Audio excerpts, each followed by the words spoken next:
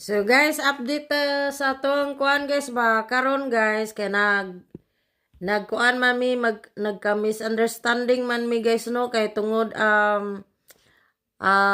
gibugno ko niya ya kung gidapatan. So karon guys na ako'y kuan kanang gipapulis na ako man siya guys, pero tuwa siya sa gawas nag-stay, so wala siya diri sa balay. So ako mo update ko sa inyo guys nga dili gid lalim ang relationship, nga dili magka sinati guys no. So bag-o ni Kuyog banggod ko dayon niya guys, so far guys sa ako ang obserbasyon niya atong nagkita mi guys, maayo man siya guys niya karon kanang murak kay devoted siya sa ni Lord guys ba unya karon guys gibati ko kakuyaw-kuyaw. So karon na-forgive man ako siya guys nga ako man siyang pasayloon nga I hope next time dili siya mo usab na. So nag-istorya mi na tuwa siya dito sa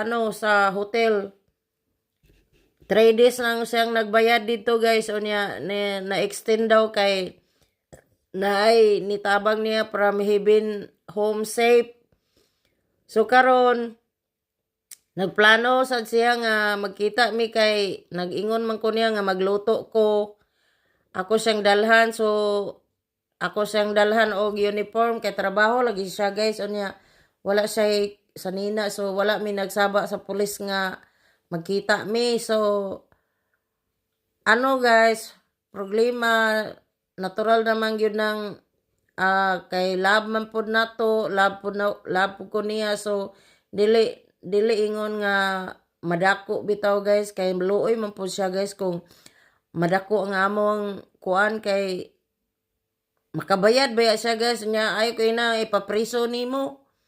So akong gusto nga mabalik siya dinhi kay gipangutana man ko sa court nga naini tawag na ko ganihang private call nga unsa kunoy ako ang condition, what do you want my condition. So I'll tell them na I want his coming back to his place. Kung dili pa ingon guys uy nga ako na lay magpa kuan na kay parang mabalik na siya diri sa iyang lugar. Kung unsa may decision guys na pagbuot sa Ginoo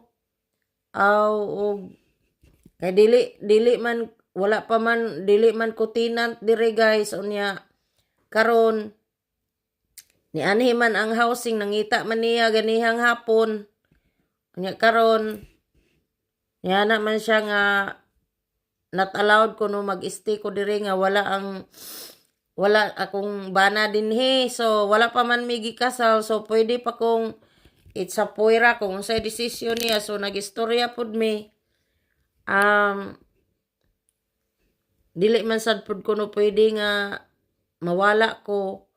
So karon guys nagalitan mi sa sa bike nako, kay nag-uol siya sa akong bike ba, kay siyempre maluoy po siya nako maunsa ko madisgrasya. So karon gipalitan ko bike ganiha guys. So ni okay na lang ko gipalitan ko bike. So karon akong testingan nag-ulan man, so wala pa man ako matistingi, pero gitistingan na nako dito sa before na mo pagpalit. So dili gud ingon brand new guys, good kanang sikanan, pero at least nindot ba, dili ingon gamay inig nimo inig drive nimo ug naay mga libaong dili ingon nga delikado, kay gamay man pud kay ning akong scooter god nya patigasay sad nigawas sad ang akong pagkamaldita for independence base ga, kay wala pud ko naanad nga naapoy mag bibi nako, unya karon naanad ko mag independence. So karon nahibutang sa sitwasyon